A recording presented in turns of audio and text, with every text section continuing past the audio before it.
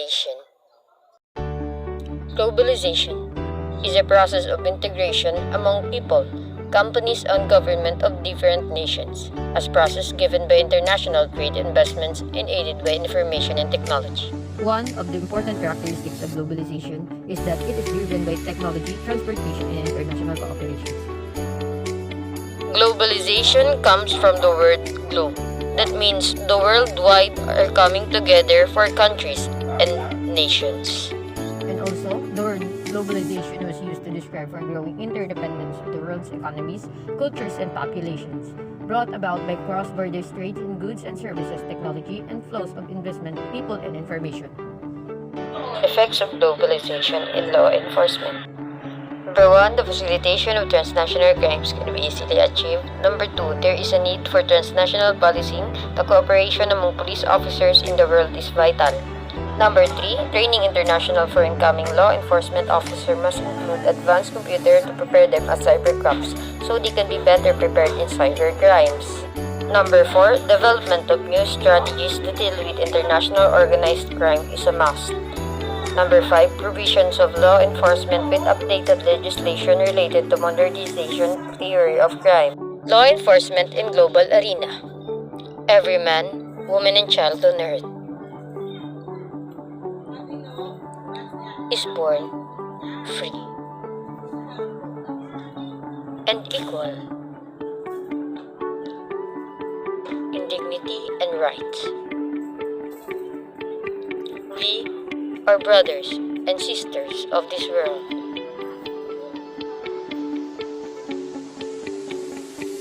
We have reasons and conscience and should be friendly towards one another. Everyone is entitled to the rights set forth in the Universal Declaration of Human Rights, regardless of age, sex, race, religion, politics, and many more.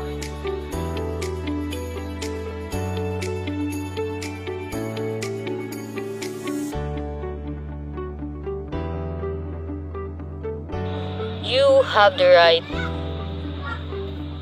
to live in freedom and safety. Nobody has the right to treat you as their slave or torture you. The law is the same for everyone. You have the right to legal protection. You have the right to a fair and public trial. No one shall be arrested, put in jail, or exiled without good reason. You are innocent until proven guilty. You have the right to privacy,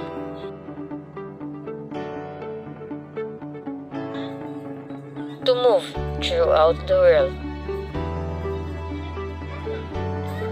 to enjoy freedom from prosecution in other countries. To a nationality, you have the right to marry and have a family. Your government should protect your family. You have the right to own property and possessions. You have the right to think what you want and say what you like, to practice your religion freely and organize peacefully. You have the right to take part in your country's political affairs. Government should be voted for regularly and have equal votes. The society in which you live should help you to develop. You have the right to work and to a fair salary. Each workday should not be too long. You have the right to expect a decent standard of living. You have the right to go to school. Education should strive to promote peace and understanding among all people. You have the right to share in your community's arts and sciences. You must respect the social order that is necessary for these rights to be available. You must respect the rights of others, the community, and public property. Nobody shall attempt in any way to destroy the rights set forth in the Universal Declaration of Human Rights.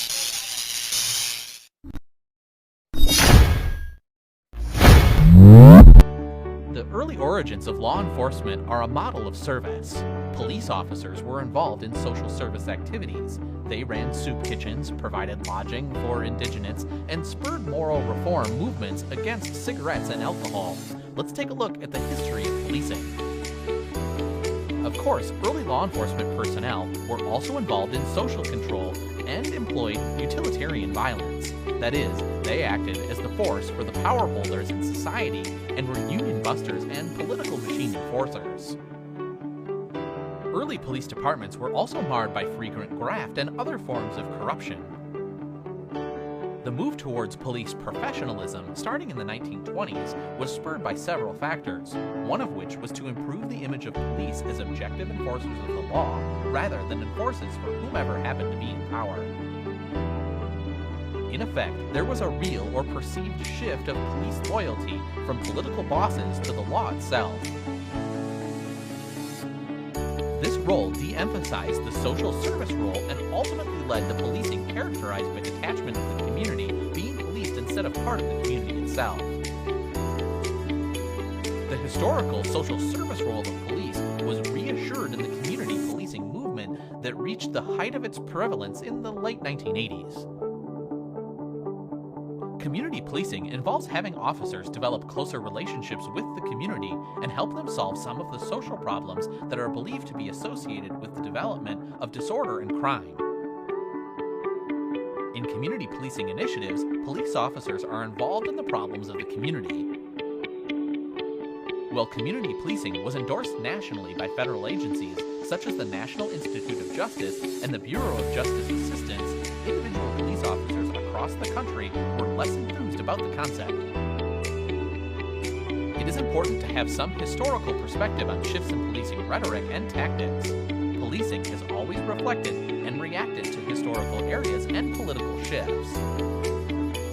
Today, prevalence policing, problem-solving policing, predictive policing, and intelligence-led policing exist in a confused mix of approaches and terminologies. Police play a major role in our society. The history of policing provides context for ongoing enhancement of law enforcement in America. Today, preventative policing, problem-solving policing, predictive policing, and intelligence-led policing exist in a confused mix of approaches and terminology. Let's take a look at the future of policing. Problem-solving policing arises naturally out of community-based policing, whereby neighborhood problems are identified and dealt with, often in partnership with community members. Predictive policing focuses on sophisticated data gathering and analysis. Geographic analysis is used to identify where criminal events are likely to occur based on where offenders have struck in the past. Intelligence-led policing is a managerial philosophy whereby data analysis and intelligence are used for objective decision-making designed for crime prevention. Today, policing, at least in major cities, is proactive rather than merely reactive and highly sophisticated in terms of crime analysis.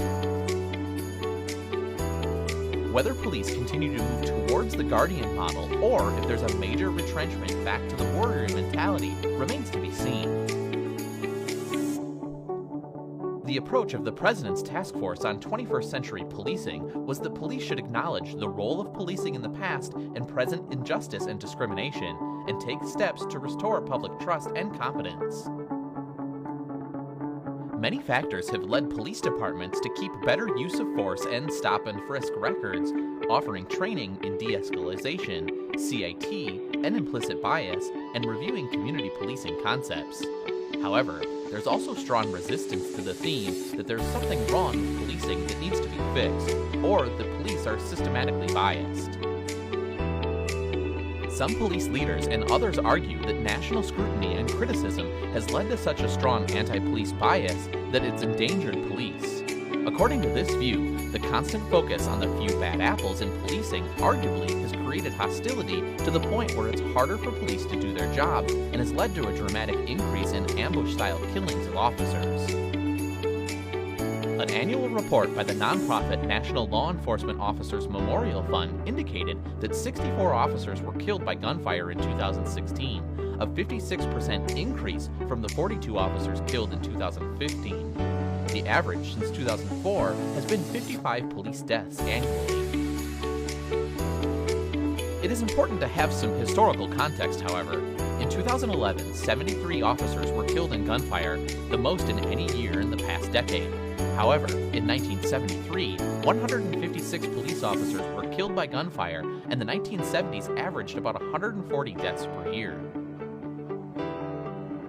The report then offers some findings from interviews with police officials, specifically that law enforcement not only felt that their national political leaders were against them, but that the public disrespect allowed assailants to become more emboldened to question, resist, and even kill law enforcement officers.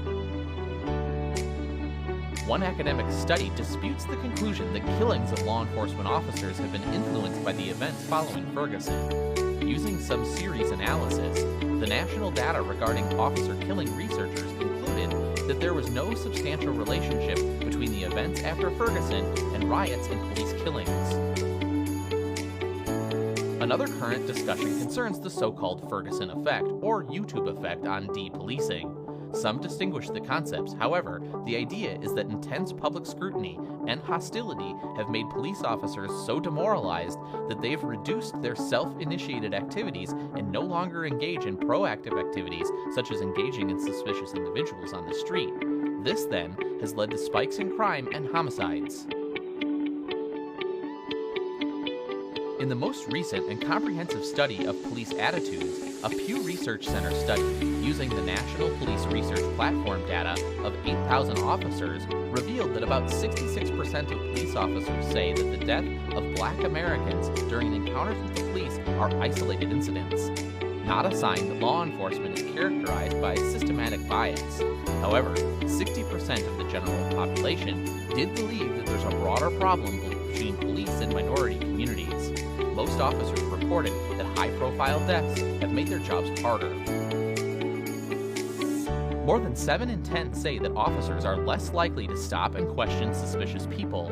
Roughly 3/4 agreed that fellow officers report that they are more reluctant to use force when necessary, and more than 9 in 10 agreed that fellow officers have grown more worried about their safety.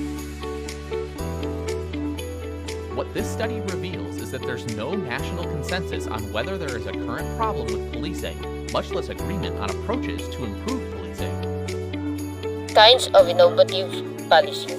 Number 1, community policing. Number 2, broken windows theory or policing. Number 3, problem-oriented policing. Number 4, pulling levers policing. Number 5, third-party policing. Number 6, hotspot policing. Number 7, Comstat policing. And number 8, evidence policing.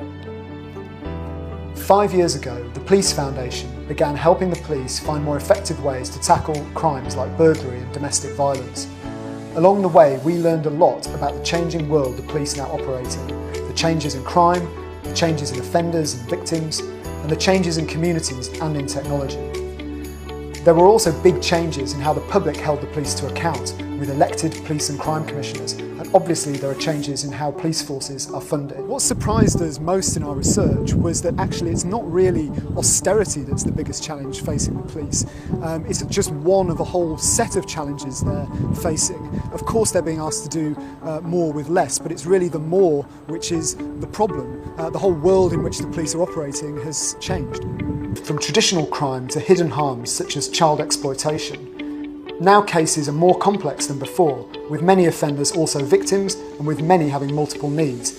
And technology has driven crime online, particularly offences such as fraud and harassment. The police are really struggling to keep pace with this changing world. When the police were first established centuries ago, they were primarily dealing with crimes between local people in public spaces. Now they're having to deal with crimes in private spaces and across national boundaries. We're keen to share our findings, to discuss and to debate them. So please get in touch with the Police Foundation by email, Twitter or LinkedIn.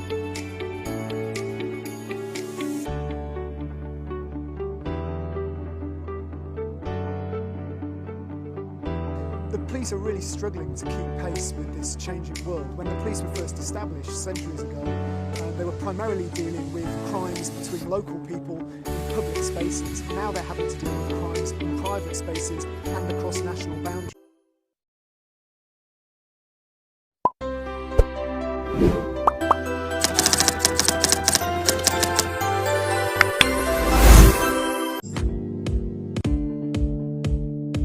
In this video, I would be presenting the organization in general per se.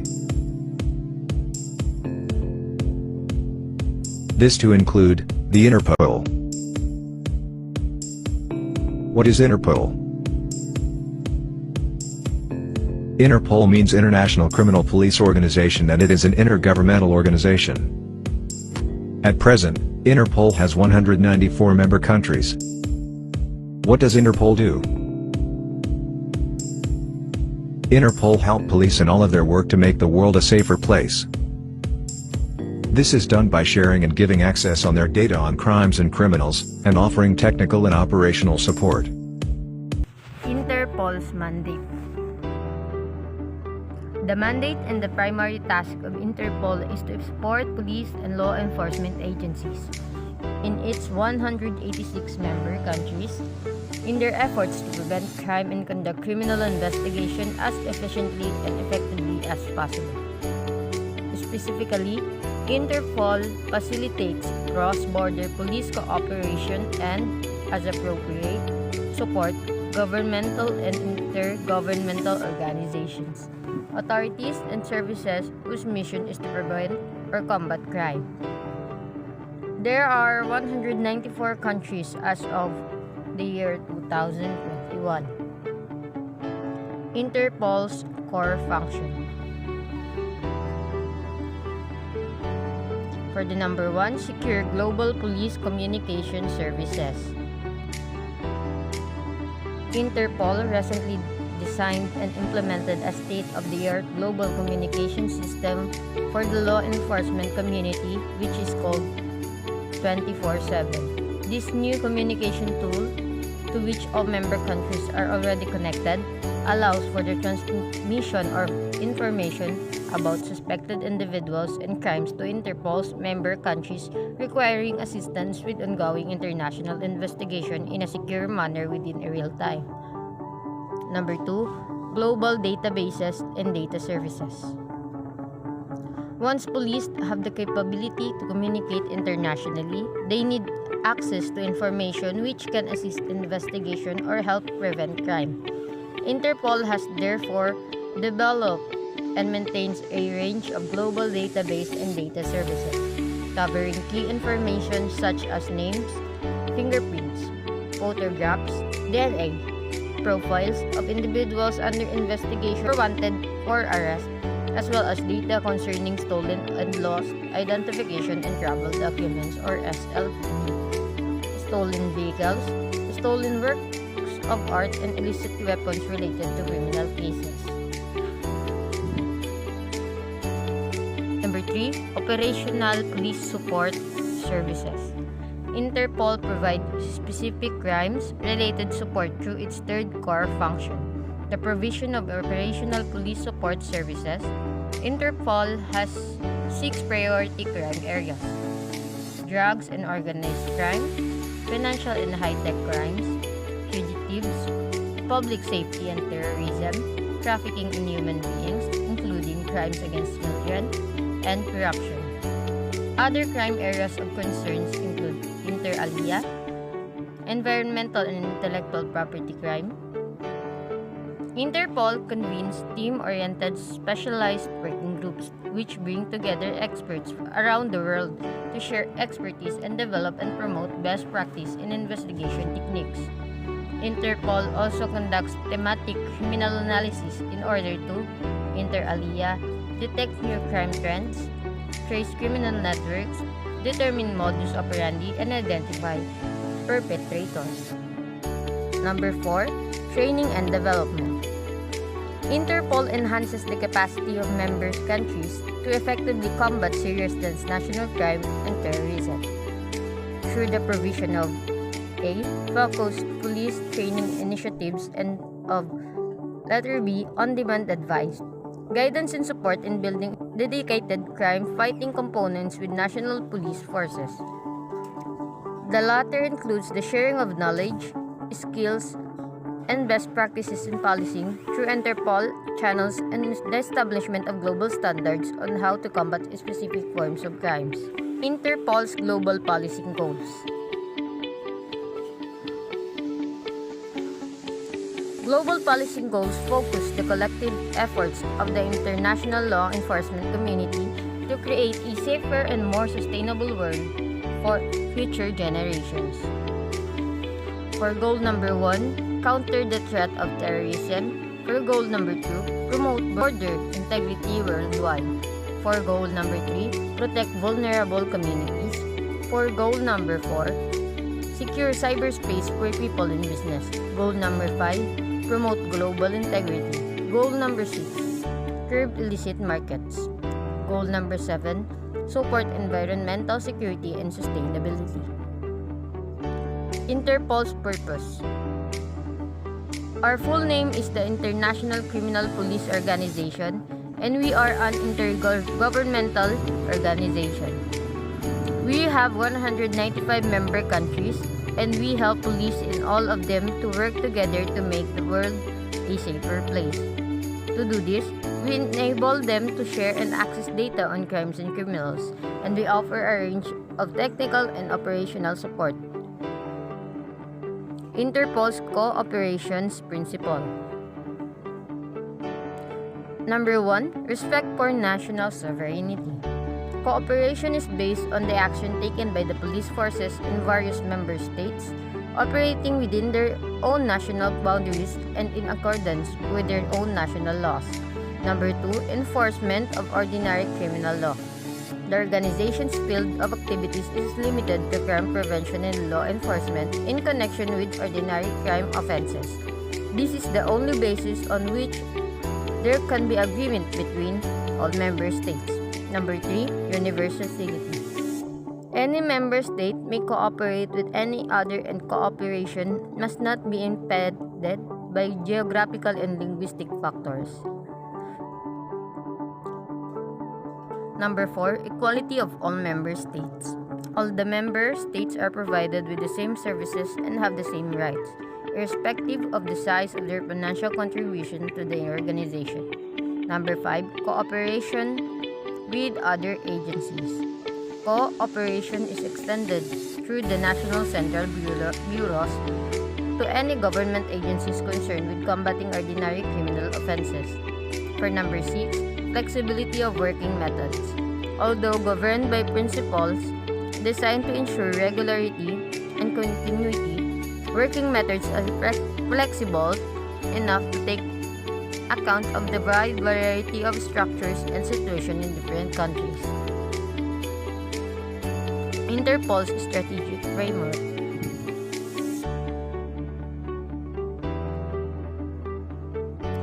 The Strategic Framework 2022 or 2025 is composed of 4 strategic goals and 17 corresponding strategic objectives, highlighting where the organization intends to be in 2025. Strategic goal number 1, trusted information for action. Strategic goal number 2, enrich policing through partnership. Strategic goal number 3, advanced and innovative policy. Strategic goal number 4, enhance organizational performance and delivery. Interpol color-coded notices. Interpol notices are international requests for cooperation or alerts allowing police in member countries to share critical crime-related information. Notices are published by the General Secretariat at the request of a National Central Bureau and are made available to all our member countries. Notices can also be used by the United Nations, International Criminal Tribunals, and the International Criminal Court to seek persons wanted for committing crimes within their jurisdiction, notably genocide, war crimes, and crimes against humanity. Most notices are for police use only and are not made available to the public. However, in some cases, for example, to alert the public or to request help for the public, an extract of the notice can be published on this site. United Nations special notices are public.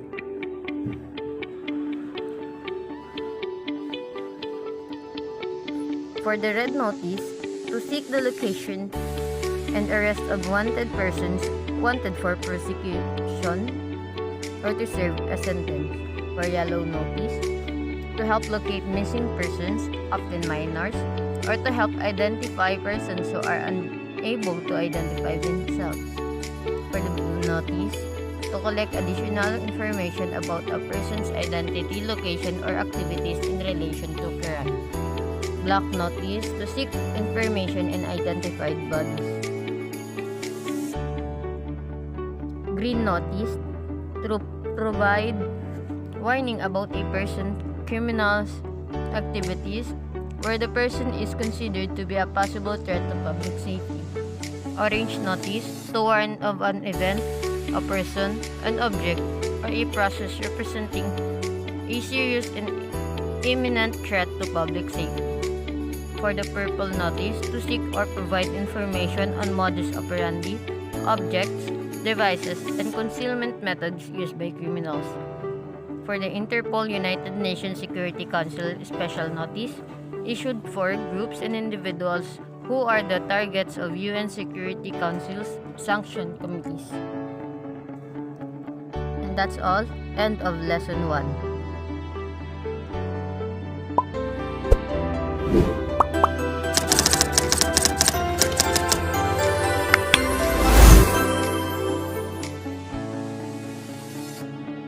Each and every day, law enforcement agencies and officers around the world confront a remarkable array of challenges as they strive to fulfill their mission of protecting the public. The landscape on which they operate is constantly changing. The crimes they investigate are growing increasingly complex, and the threats they face are continually evolving. Ensuring that their agencies and officers successfully meet this challenge is no easy task. Daily, law enforcement leaders are confronted with a variety of challenges, competing demands, and ever-changing community expectations that require their attention and response. Successfully overcoming these is a daunting task, which requires that executives do all that they can to ensure that their officers and departments are properly trained, equipped, and prepared to protect the communities they serve. That is why the International Association of Chiefs of Police is constantly working to serve the leaders of today. On Capitol Hill, in the field, in the profession, with industry, around the globe, in the media, and on issues of officer safety, the IACP works each day to provide its members with the tools and resources necessary to fulfill their mission of protecting the public and to protect their officers. The IACP also provides a voice for the law enforcement community on a national and international level. The organization is dedicated to meeting the needs of law enforcement executives. For over 100 years, we have been launching internationally acclaimed programs, speaking out on behalf of law enforcement, conducting groundbreaking research, and providing exemplary programs and services to our membership across the globe. This mission continues today. From new technologies to emerging threats and trends, the IACP provides comprehensive and responsive service to its members throughout the world. The focus is on developing the law enforcement leaders of tomorrow. The IACP Center of Police Leadership, its Police Chief Mentoring Program, and numerous other training and educational opportunities are designed to prepare tomorrow's leaders for the challenges they will face. Membership in the IACP is a valuable investment in your professional development. IACP members are able to participate in committees and sections of topical interest and network with law enforcement leaders from around the world. These opportunities engage you in your professional development, inspire you to learn more, and help you to become the best leader you can be. The IACP, serving the leaders of today, developing the leaders of tomorrow.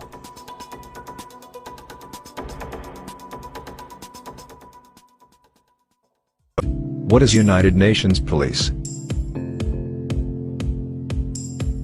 Basically, United Nation is neither a superstate nor a government of governments. UN is an international organization and it has 193 member countries.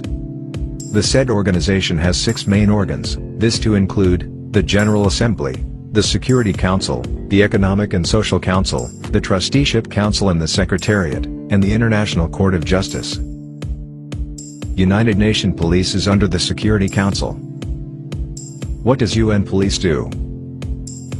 The mission of UN Police is to enhance international peace and security by supporting member states in conflict, post-conflict and other crisis situations. Its goal is to realize effective, efficient, representative, responsive and accountable police services that serve and protect the population. To that end, United Nations Police build and support or, where mandated, act as a substitute or partial substitute for host state police capacity to prevent and detect crime, protect life and property and maintain public order and safety, in adherence to the rule of law and international human rights law. Moving forward, let us tackle Europol. What is Europol? Europol is the European Union's law enforcement agency. What is the main goal of Europol? The main goal of Europol is to achieve a safer Europe for the benefit of all the EU citizens. Europol supports the 27 EU member states in their fights against criminalities. This is done by providing technical and operational support. Just like the Interpol, Europol provide analysis, training, and providing readily stored data that is help to EU authorities. Last but not the least, a SYNAPL. What is a SYNAPL? A SYNAPL is the national police organization for the Association of Southeast Asian Nations. A SYNAPL has 10 member countries. What are the objectives of a SYNAPL? There are 3 objectives of a SYNAPL, to include, number 1, enhance police professionalism. Number 2, forge regional cooperation in policing. And number 3, promote lasting friendship amongst police officers of member countries. Well,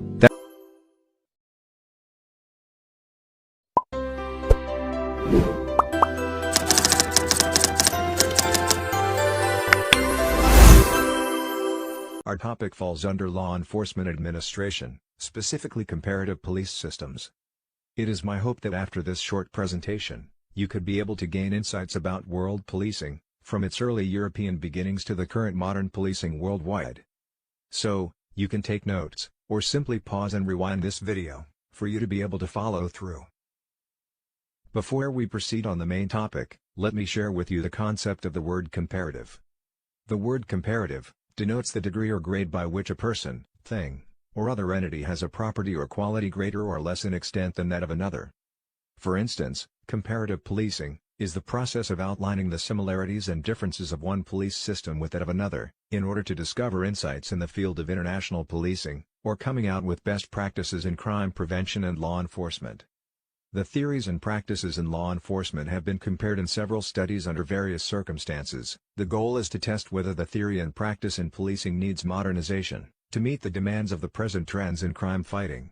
Comparative research is usually carried out by the safari method, meaning, a researcher visits another country, or by collaborative method, where the researcher communicates with a foreign researcher.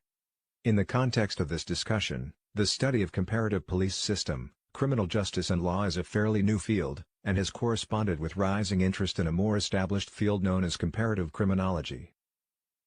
As an introduction, about world policing. Police systems around the world demonstrates a diversity of police organizations. Some are religious in nature, or at least inspired by religion, others based on legal traditions, some are influenced by ideology and political theory. The comparison between city police results in more of similarities than differences. Regardless of the nature of policing around the world in the 21st century, police organizations share more common traits.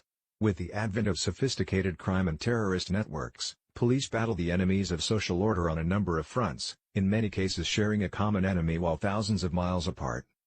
Police organizations also share many similar frustrations, whether in Africa, Asia, or the Americas. Jurisdictional disputes and turf squabbles continue to plague police organizations, large or small, coordinated or uncoordinated, centralized or decentralized. Any definition of policing prior to the modern era is problematic, due in part to the broad range of duties expected of so-called police in previous centuries. Regardless of their tasks, police duties were typically performed, through mutual obligation by community members. Even in pre-literate societies, individuals were often expected to act in a police capacity, whether bringing to justice a person who threatened the community, or exercising personal vengeance prior to a judicial institution.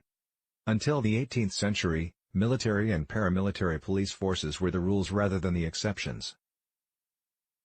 Now, let's talk about the European traditions. The origins of policing in continental Europe can be traced back to the Middle Ages, but major developments took place in the 18th and 19th centuries that laid the foundations for modern state police systems. By the middle of the 18th century, Europe's absolutist rulers, seeking a modern police force, looked to France, where Paris was considered the best policed city in Europe. European continental innovations stemming from Napoleonic France have had a dramatic impact on the development of centralized state policing throughout the world.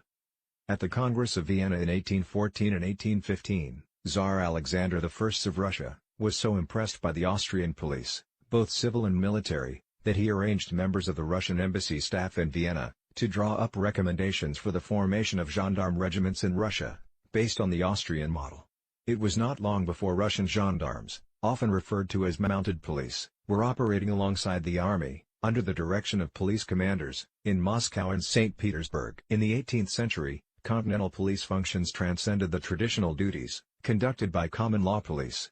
Germany had special forces devoted to individual tasks, including insurance police, mining police, water and dike police, field and forest police, cattle disease police, hunting police, fisheries police, building police, and so forth. All of these forces represented state functions and were responsible to state oversight, with governmental activity and regulated by the police. The Russian police. By the 20th century, Russia was the most policed nation. The word police was used for the first time in Russian legislation by Peter the Great, when he set up a police administration for St. Petersburg in 1718. This force was not a separately organized force, nor was it similar to contemporary police systems in Europe.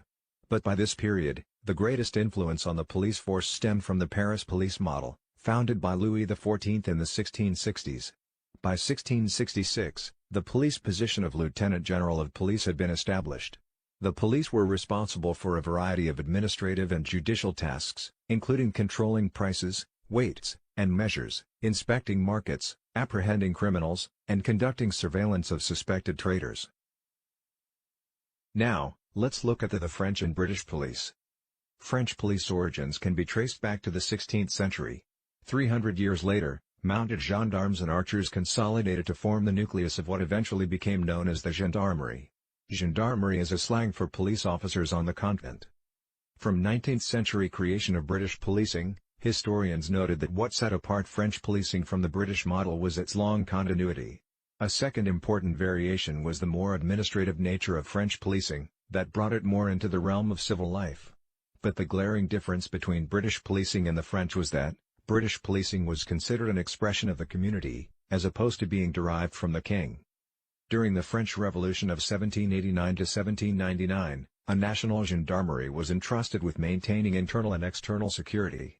During the Napoleonic Wars of the early 1800s, many countries within the French circle adopted similar police units. The gendarmerie model of policing influenced France's neighbors, Italy and Spain. Most notably, the Italy's Carabinieri and Spain's Guardia Civil. The reason England did not adopt this model was because England's insular nature, which led to less involvement in conflicts with its neighbors, during the 16th and 17th centuries. In 1799 Napoleon I appointed Joseph Fouché as the Minister of the General Police of the Republic of France. His ministry was considered mostly political in nature and he was reportedly unconcerned with such ordinary police matters as vice and street lining. From the start, Fouché demonstrated a remarkable acumen well suited to police work. Considered the father of police intelligence operations, During his tenure he reorganized the Paris police, initiating the prefecture system that exists to this day. Fouché is credited with establishing a centralized police force that was responsible to the national government. His administrative innovations included setting up police departments that were proportional to the populations of various urban units. Over time, he became a proponent of preventive policing, anticipating by 3 decades some of the principles of British statesman Sir Robert Peel. Now, let's talk about the antecedents of the British police. By the end of the 18th century, policing in London was for the most part still the domain of the parish constables, watchmen, and other amateurs. Most visitors to Europe would consider London more disorderly and less safe than Paris, or even Munich, which one historian described as well policed as early as the late 1780s. Despite the relative effectiveness of police in Paris and Munich, most English residents would favor the rampant disorder of London and other English environs rather than give up their cherished freedoms and make the transition to a more oppressive regime. In the 18th century, English reformers visualized a police system that would be more preventive in nature. Much of the early groundwork for the London Metropolitan Police was laid by the Fielding brothers. Henry Fielding, during his 6-year tenure at this post, he implemented several policies that led to increased safety on the streets of London. He introduced the Bow Street Runners, a specially formed group of 6 to 80 constables who ran to the aid of crime victims and pursued malefactors, in order to earn rewards for their capture. Fielding demonstrated foresight in police matters in his 1751 essay, An Inquiry into the Causes of the Late Increase of Robbers, which called for a professional, full-time police force. One of his first goals as police magistrate was to stem the corruption emanating from the Bow Street office. Fielding funded the publication of the Covent Garden Journal, a precursor to the Scotland Yard Police Gazette, which was dedicated to educating the public about the rising crime problem. But he still faced reluctance on the part of the public to welcome a professional police force. Following the death of Henry Fielding in 1754, his campaign for professional policing was taken up by his half-brother John Fielding. Blinded at age 19, John succeeded Henry as magistrate and head of the Bow Street Runners in 1754. His 1755 pamphlet, Plan for Preventing Robberies Within 20 Miles of London, explained his strategy for breaking up organized gangs of criminals, which had plagued the periphery of London for decades. 3 years later, he oversaw the publication of a similar pamphlet, an account of the origin and effects of a police set on foot by the Duke of Newcastle on a plan suggested by the late Henry Fielding. An astonishing detective despite his visual impairment, Fielding, sometimes referred to as the Blind Beak, reportedly could identify hundreds of criminals by voice alone. During his tenure with Bow Street, he made this office the official police headquarters with 2 officers always posted at the ready to pursue highwaymen. Despite the entreaties of the Fielding brothers, their vision for policing was ahead of its time by almost a half-century. In 1792, Justice of the Peace Patrick Colquhoun became interested in police reform through the work of the Fielding brothers, and after detailed conversations with English philosopher Jeremy Bentham, Colquhoun's investigations led him to write a treatise on the police of the metropolis, published in 1797. Among the more important police concepts laid out in the book, was the idea of crime prevention, a radical departure for the traditionally reactive police establishment of Europe. Colquhoun was perhaps one of the greatest influences on Sir Robert Peel, who was credited with creating the first modern police force in 1829. Colquhoun was also credited with the creation of the Thames River Police in 1789. In 1800 his treatise on the commerce and police of the River Thames saw publication. His writings led to improved police professionalism and the first systematic examination of crime costs and origins. An advocate of paid professional policing and of recruitment and management under a central authority free of political interference, he spurred police reform and introduced new solutions to maintaining public order in an era of urbanization and industrialization. Next was London Metropolitan Model. Although Robert Peel has received most of the credit for developing modern policing, some scholars subscribe to the belief that he deserves credit more for introducing the bill that inaugurated the London Metropolitan Police experiment and for his selection of Sir Charles Rowan and Sir Richard Mayne, who actually organized and planned the new police force following Parliament's passage of the Metropolitan Police Act of 1829. Regardless of who deserves the credit, the establishment of the London Metropolitan Police replaced the age-old system of the night watch with regularly paid, full-time officers. Under the direction of Rowan and Mayne, the force overcame the trepidation of the public about a strong police force by improving community relations and reinforcing its image as a civilian police force. From Europe, let's move to the Asian region. Let's look at policing development in Asia. While it is almost impossible to find a comprehensive translation for the term police in Chinese, there are at least two different translations. Public security organs, or Jiguan, is the formal term for all police organizations from the high ministerial to the lowest local level, while Jingcha refers to the substantive duties of vigilance and investigation. Chinese police traditions predate Robert Peel's model by more than 2,000 years, originating in the Shang era of 1700 to 1100 BC, a millennium before China became a single state. During this pre-imperial period, clans formed the most important social structure, and, like the Anglo-Saxon tithing system, clansmen maintained order and security through self-policing. The Chinese system of mutual responsibility can be traced back to legalist reformer Shang Yang 338 BC. His advice was taken to heart when the people of the rapidly expanding Qin kingdom were organized into groups of fives and tens mutually to control one another and share one another's punishments. By mandating this system of mutual trust, the seeds were sown for the mutual mistrust of neighbors and associates that became a hallmark of China's 20th century police state. In the 13th century, rising crime led to a demand for more social control. Much in the way that modern peace officers claim that more police means less crime, the Chinese also believed this unproven axiom. But, from a medieval perspective, Chinese foresight is striking, particularly when increased emphasis was placed on employing a better quality of officer. In the 1600s, a northeastern tribe known as the Manchu invaded China with the support of a formidable number of civil servants who had been disenfranchised during the previous Ming dynasty 1368-1644. The Manchu have been credited with reforming and strengthening the peasant civilian police system, and for the first time in Chinese history, the country had a nationwide police system complemented by a network of plainclothes policemen who kept tabs on the lives of Chinese citizens. By the early 18th century, this system was used in a number of capacities, including such official tasks as census reporting, surveillance, and registration activities. In 1901 a proclamation was issued ordering the establishment of police brigades in every Chinese province. At the same time, Chinese police reformers concluded that the creation of a modern police force based on Western and Japanese models could go a long way toward counterbalancing the power of elites and local gentry. In 1902, a 500-man police force was established southwest of Beijing and provided with its own training academy. Japanese and Western policing would exert tremendous influence on the development of Chinese policing. The Japanese were so influential that the Chinese word for police Jingcha originated from the Japanese Keisatsu. The Japanese influence indirectly brought European traditions into China in the early 1900s as well. In 1871, following the Meiji Restoration in Japan, Tokyo made the transition from a system of constables to a metropolitan police force. The following year, Toshiyoshi Kawaji was sent to Europe to study contemporary police systems. He returned in 1873 with a program of reorganization based on German and French police systems. What he learned strongly influenced the Tokyo Police Academy, and during its first 6 years more than 1,000 sergeants and inspectors admitted through the program. The Japanese police system would then serve as a model for the Chinese, until the late 1920s, after which German police advisors would play an increasingly important role.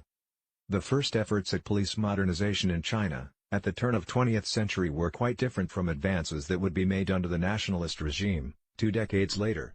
The 1930s saw the new nationalist government set up its own police corps. President Chiang Kai-shek was reportedly an admirer of German and Austrian policing. In fact, the Chinese word for public security, Gonggan, is rooted in the German translation. Influenced by centralized police activities in Japan and Europe, efforts were soon in place to standardize Chinese practices such as the increase the number of officers and police budgets, and the introduction of a uniform fingerprinting system. Here, there is a bit of historical irony because the system of fingerprint identification had been used in China centuries earlier, as a way for illiterate individuals to sign contracts. So, while the Chinese had been acquainted with the types of patterns of fingerprints for hundreds of years, they did not take the lead in developing a system of classification, until the Europeans did. As Adolf Hitler consolidated his power in Germany in the 1930s, Chiang Kai-shek cultivated contacts with German advisors. Thus, in 1933, he sent a delegation to Berlin to study German military organization. At the same time, Chiang Kai-shek allowed German police experts to teach at the military and police academies in China. So, over the next 5 years, a number of nationalist police officers were sent to Berlin and Vienna to study German policing. However, most of these students were barred from courses outside basic instruction on crime detection and precinct duties. Rubbing at these restrictions, Chiang Kai-shek intervened to allow 3 of his subordinates to train with German security squads and the secret police in 1936. So, as recently as the 1970s, some of these former trainees, then living in Taiwan, looked back reflectively to this period, exalting German efficiency and lawfulness. But despite the influence of Japanese and German advisors, the Chinese regarded the Americans as the authority when it came to professional organization and training. Apparently, there was mutual admiration being traded between the two cultures. According to police reformer August Vollmer, he was inspired, in his quest for a better educated college cops, by the writings of Confucius. Vollmer was accorded the fame as father of police professionalism. He placed great faith in the Confucian philosophy. In the early 1930s, one Vollmer protege served a stint as advisor to the Nanking Ministry of Interior, prior to the overthrow of Chiang Kai-shek's nationalist government in 1949. The police force, including officers in Taiwan and mainland China, numbered almost 1 million at that time. Let's go to American policing. United States exemplifies decentralization in policing, in stark contrast to the centralized model that dominates most of the world's forces. British, French, Spanish, and Dutch colonies left their imprints on the American criminal justice system, but none was more influential in determining the course of policing as the British. Between 1608 and the end of the American Revolution, most American sheriffs and constables were appointed by colonial governors and performed the same tasks as their English counterparts. As the nation struggled with the forces of urbanization and industrialization during the early 19th century, communities created civil police forces, making the transition from amateur unpaid watchmen to more formal arrangements. In the first years of the new century, Boston became the first city to require by statute a permanent night watch. In 1844, New York City's traditional night watch was legislated out of existence and replaced with a new system comprised of separate day and night police forces, making New York the first city to merge its day and night forces into a uniformed police department along the lines of the Peel model. Between 1870 and 1900, most large American cities established professional police forces. Police chiefs, such as Berkeley's August Vollmer and Cleveland, Ohio's Fred Kohler, rose to prominence after introducing a number of progressive reforms. Vollmer is considered the originator of the modern American police organization. Among his achievements was establishing a departmental code of ethics, introducing requirements all police officers attend college, and instituting the use of lie detectors in motorcycle and automobile patrols. State policing gained increased support due to the ineffectiveness of county law enforcement and the rise in labor conflicts between 1910 and 1915. Between 1915 and 1923, 27 states created some type of state police force, although some created highway patrols in response to the growing popularity of the automobile by citizens and criminals. Others adhered to the Pennsylvania paramilitary model of policing. The onset of the Great Depression stimulated the state police movement, leading to the creation of 15 state police units between 1929 and 1941. Of these, 12 followed the highway patrol model. The 1940s and 1950s saw police departments across the nation continue the trend toward professionalization. Police reformers such as William Parker in Los Angeles and Orlando Wilson in Chicago personified the model of professional, impartial law enforcement. By 2001, most major police departments had adopted the community-based policing philosophy, demonstrating a dramatic shift from traditional reactive policing to a more proactive approach.